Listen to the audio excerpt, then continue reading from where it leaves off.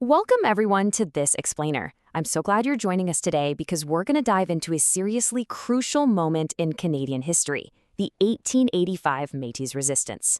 We're going to look at exactly why a group of people felt they absolutely had to stand up to their government, the tough choices they made, and how their incredible culture survived and is actually still thriving today.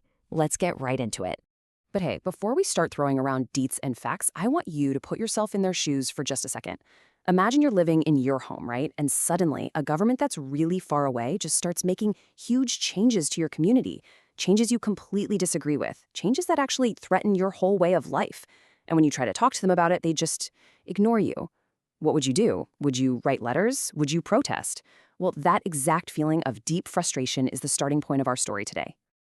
Okay, let's dive into this. To understand this complex history, we're going to break it down into 5 chronological steps. First, waiting for promised land. Second, forming a new government. Third, the Northwest Resistance begins. Fourth, the trial of Louis Riel. And finally, number 5, keeping Métis culture alive. All right, let's start with Chapter 1, waiting for promised land. So, the roots of this whole conflict actually go back to broken promises. Back in 1870, the Canadian government promised to set aside land for the Métis people in Manitoba, but they just kept delaying it. And because of this delay, the Métis population in Manitoba dropped from 83% of the total population in 1870 all the way down to just 7% by 1886. I mean, wow, right? Imagine your entire neighborhood just emptying out that quickly. Frustrated and honestly just tired of waiting for the government to hand over the land they were promised, many Métis families packed up and left. They traveled west to Saskatchewan or south to the U.S., really just looking for a place where they could live in peace. To really understand how they felt, we can look at actual letters from that time. In 1884, a resident wrote this exact message to the Métis leader, Louis Riel. The Métis have been petitioning for land for the last 10 years. The whole matter has been a farce. Now, a farce basically means a joke. They felt like the government was treating their lives, their homes, and their legal rights like it was all some big joke. They were totally being ignored. Which brings us to Chapter 2. Forming a new government. After waiting and sending peaceful petitions for years with absolutely zero real response, the Métis realized that if things were ever going to change, they had to take matters into their own hands. So they organized a militia. Let's make sure we're super clear on what this word means because it's pretty important. A militia is a group of fighters made up of regular, everyday citizens.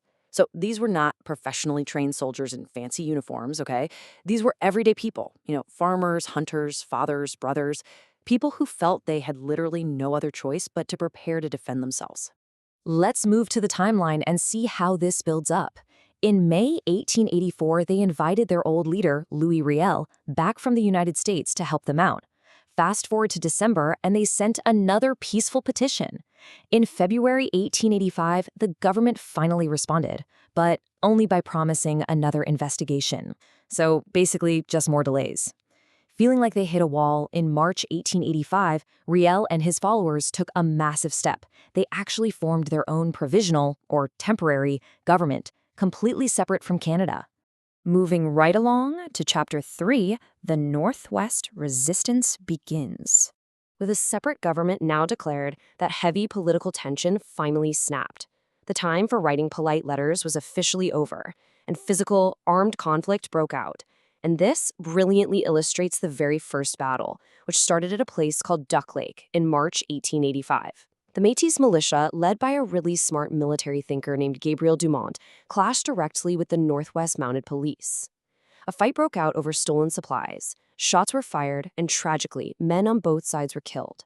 Surprisingly, the Mounted Police were actually forced to retreat. The resistance had officially begun. But, as you can probably guess, the federal government in Ottawa did not just sit still.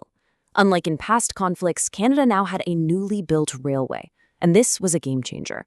Within just 11 days, the government was able to pack thousands of heavily armed troops onto trains and speed them right across the country to Winnipeg Station. It was a massive and unbelievably rapid military response.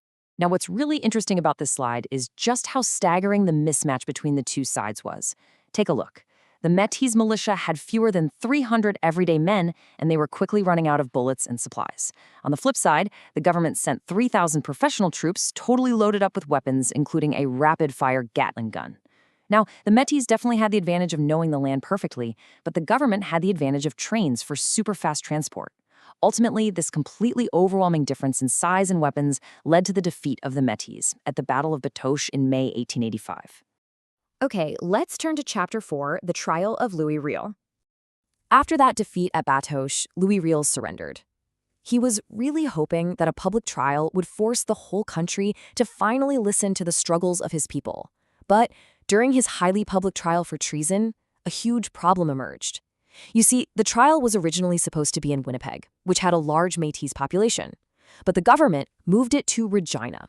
And in Regina, Riel, who remember was a French-speaking Catholic, faced a jury made up entirely of English-speaking Protestants. In fact, only one single person on the jury even spoke French. So as you can imagine, this heavily impacted the fairness of his trial. During the trial, Riel's lawyers were desperate to save his life. They actually wanted to argue that Riel was insane, meaning his mind wasn't working properly so he couldn't be punished. But Riel completely refused to do that.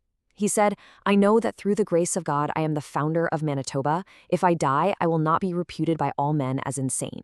Basically, he wanted the world to know he knew exactly what he was doing and that he was fighting for the very real rights of his people. He wanted their cause to be taken seriously. Well, the jury found him guilty. And this created a giant problem for Prime Minister John A. Macdonald. He was completely trapped in the middle. On one side, English Canada angrily demanded that Riel be executed for leading a rebellion. But on the other side, French Catholic Canada begged for his life to be spared because they saw him as a heroic defender of their rights.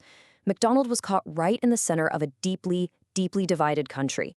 So the crucial point is the government had to make a choice, and they ultimately chose execution. On November 16, 1885, Louis Riel was hanged.